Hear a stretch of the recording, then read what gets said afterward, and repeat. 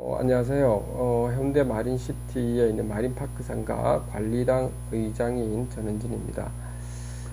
오늘은 여러분들께 여러 가지 소송 관련된 것보다는 이제 그 건물 관리와 관련돼서 여러분들께 한번 좀 회계에 관련돼서 한번 좀 계속 말씀을 좀 드릴까 하는데요. 저도 옛날에 이렇게 포스코라는 기업체에 있을 때 보면, 그 당시만 하더라도 전부 다 ERP를 사용하고 있었고, 게다가 ERP 자체를 다시 있죠. 이렇게 최적화시키기 위한 또 프로젝트를 계속 진행했던 기억이 좀 납니다. 근데 저도 이렇게 막상 이렇게 큰 기업체에 있다가 이렇게 좀 와보니, 한 가지 단점이라고 하면, 이제 여기 건물에 있는 관리사무소 같은 경우는 상당히 생각보다는 정보 시스템이 미흡한 상황입니다. 지금 현재 저희 상가 같은 경우도 조이놀이를 좀 사용하고 있던데요. 아마 조만간 중에 XP ERP를 좀 사용하게 될 건데, ERP를 사용하면 여러분들이 잘 아시는 분들도 있고, 모르시는 분들도 있겠지만, 이런 거죠. 그러니까 ERP 시스템 자체가 생산부터 해서 물류 시스템, 그리고 회계, 그리고 경영에 대한 판단까지도 다 할 수 있도록 아주 큰 패키지를 만들어 놨던 겁니다. 제가 XPRP 같은 경우를 제가 구체적으로는 보지는 않았지만요. 제가 대략적으로 한번 한번 인터넷 사이트를 한번 살펴보니, 창고에 대한 물류 있죠. 물류란다, 자재 있죠. 자재 관리는 지금 제대로 되고 있는 것 같아요. 그걸 하면. 그리고 입점주 분들에 대한 여러 가지 입점 퇴점 시 관련된 관리, 그 외에도 여러 가지 관리비 관련된 거나 회계 처리 시스템이 기존에 있는 시스템보다는 훨씬 잘 갖춰져 있다는 것입니다. 그래서 되도록이면은 저도 우리 지금 계신 정주임께 경리분입니다. 그분께 지금 XPRP를 사용해서, 그리고 그 회사에서 교육을 충분히 시켜준다고 하니 한 몇 달에 걸쳐서 이제 그걸 좀 집중적으로 공부를 하셔가지고 그래서 그렇게 지금 바꾸도록 이렇게 지금 진행을 하고 있습니다. 여러분들도 아마 벌써 바꾼 데가 있을 겁니다. 그렇지 않은 부분도 있고, 아마 바꾸고 나면 처음에는 조금은 좀 생소하기도 할 분들도 있고, 아니면은 또 나름대로 또 시스템이 좀 최적화되지 않아서 어려움 정도 있을 거라고 봅니다. 제가 그 부분은 구체적으로 해보지는 않았는데요. 다른 데에서는 들어보면 상당히 좀 만족스럽다라고 좀 소식은 들리거든요. 자, 그래서, 이제 그 부분이 이제 우리가 좀 봐야 될 부분인 것 같고요. 그 다음에 지금, 우리가, 관리비, 목별로 해가 과세되는 부분과 면세되는 부분이 좀 있지 않습니까? 아무리 관리위원회에 계신 분들은 이런 부분도 좀 알아두면 좀 좋겠죠. 일반 관리비, 경비비, 청소비에 대해서 한번 좀 살펴보면요.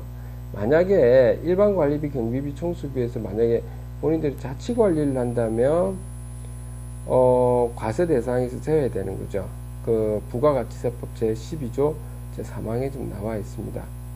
근데 대부분은 어떻게 하고 있습니까? 그렇죠. 위탁 관리를 하고 있죠. 위탁 관리를 하고 있는 상황이고, 국민주택 이하 같은 경우는, 항구적 면세가 지금 되는데요. 그거는 조세특례제한법이라고 하는, 곳에 있습니다. 근데,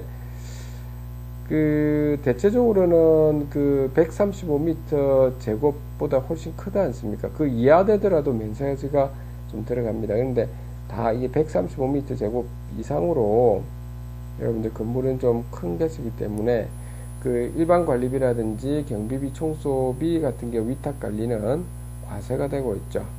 그래서 과세가 된다는 사실. 그리고 소득비하고 또 뭐 있습니까? 정화조 오물 수수료라든지 생활 폐기물 수수료 이런 부분은 여러분 면세가 되는 부분입니다. 이것은 부가가치세법 제26조랑 그 시행령 제29조에 그 면세 적용으로 지금 나와 있습니다. 그런 부분도 좀 참고를 해 주셔야 될 것 같고, 또 난방, 급탕비, 전기료, 수도료, 보험료, 기타 수수료 뭐 이런 것들이 있는데 대부분이 과세가 되죠. 그런데 보험료하고 수도료는 이렇게 면세가 되는 부분입니다. 이것도 부가가치세법 제26조 제1항 거기 부분에 보면 있습니다. 그 외에 관리 비용 같은 경우는 과세가 되고 있고요. 기타 특별한 뭐 경우도 대부분이 이제 과세가 된다고 여러분들이 좀 보시면 되겠죠. 그렇지 않아도 저희 같은 경우도 아직 관리위원회 같은데 회계란다. 즉, 감사님이 두 분이 계신데, 저희 같은 경우는. 물론 아시는 분도 있지만, 감사에서 지금 회계 시스템을 잘 모르시는 분이 계셔가지고, 이제 그 부분을 차츰차츰 알아야 될 부분이 있는데요. 그렇다고 해서 그걸 이렇게 자체적으로 또 어떻게 교육을 시킬 수 있는 사항도 아니지 않습니까? 그렇죠? 본인 사업을 하면서 좀 알면 좀 좋겠죠. 여러분들이 알고 있을지 모르겠지만, 지금, 국세청에서도 보면, 부가가치세, 법인세, 그리고 여기 있는 비법인 사당 같은 경우에 대한 어떤 교육 제도가 무료로 마련되어 있습니다. 그래서 오전 10시부터 오후 4시까지 하는, 그런 어떤 신청 접수를 받아서 하는 곳이 있기 때문에, 물론 국세청에서 하는 곳입니다.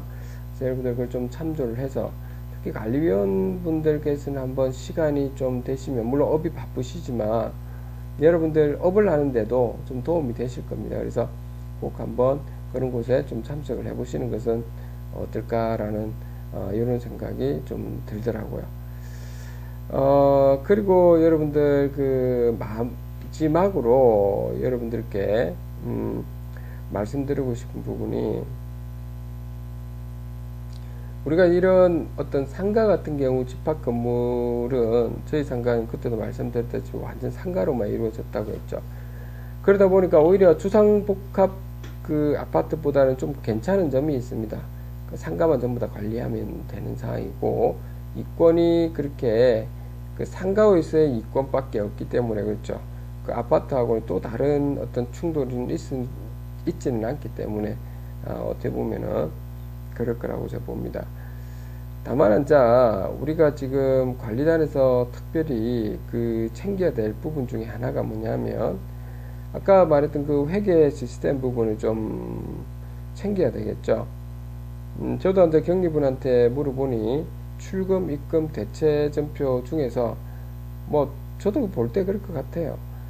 실제 입출금 전표는 없다고 합니다. 대체 전표를 다 사용하고 있고, 실질적으로 우리가 여러분들 알다시피 입출금도 대체 전표를 만들 수가 있죠. 대체 전표를 만들면 좀 좋은 점이 많지 않습니까?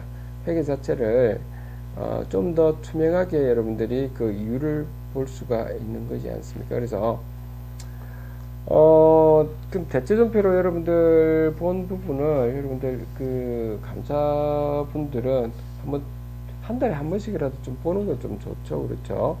경리분한테 이야기를 해서 이제 그런 부분이 좀 마련돼야 될 부분이 있고요. 그리고 특히 이제 우리 상가 같은 경우에는 저도 염려를 좀 많이 하는 부분에, 염려라기보다 뭐라 해야 될까요? 좀 상가의 발전이라고 해야 될까요? 되도록이면 저는 소송이라고 하는 것을 안 하면 좋다라고 하는 겁니다. 소송은. 물론 자문 변호사는 필요할 수 있습니다, 여러분들.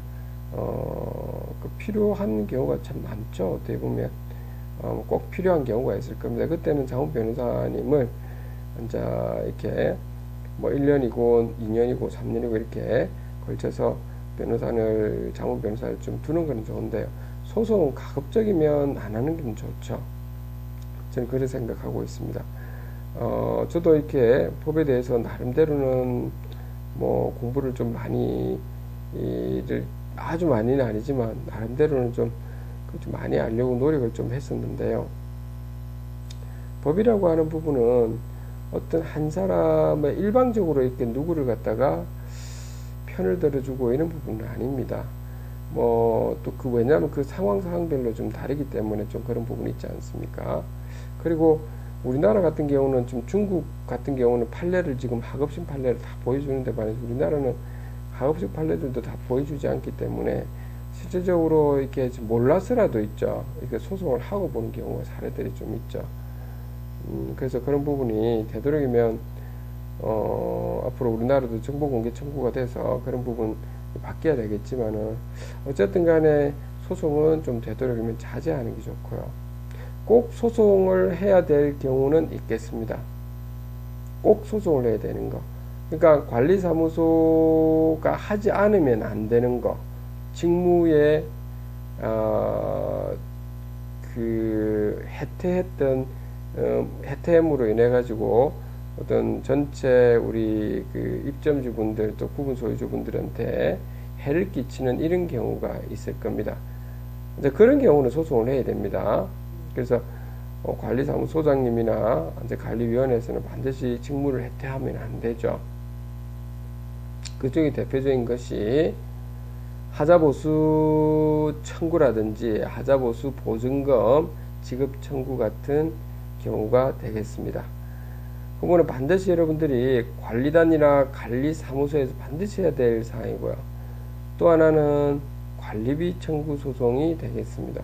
그것도 반드시 해야 됩니다. 물론 입점주가 입점주분들께서 지금 돈을 못 내는 이유가 있었을 거고요. 아니면 이유 없는 경우도 있었을 거고 여러 가지 있을 텐데 그분들 입장은 충분히 안다고 하더라도 그렇다 하더라도 여러분들 직무에 반드시 해태가 되지 않도록 해줘야 되는 거죠. 필수 사항입니다. 그래서 그 정도 여러분들이 해줘야 될 사항이고요.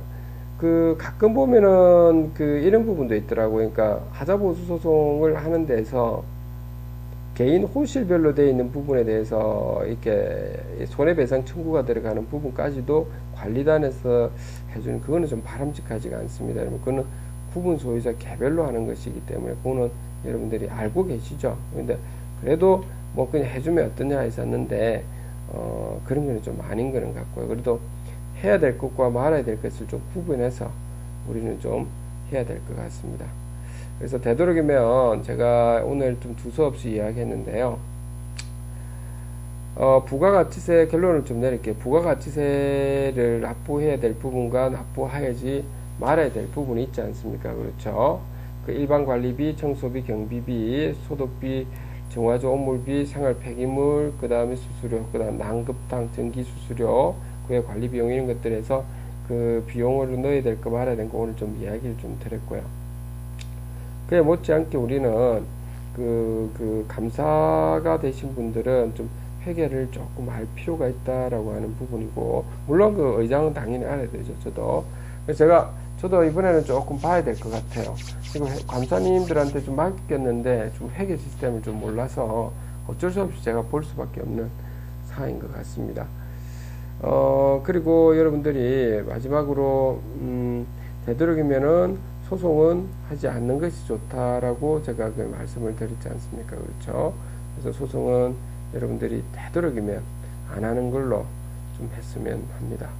예. 자, 오늘은 여기까지 하도록 하겠습니다. 감사합니다.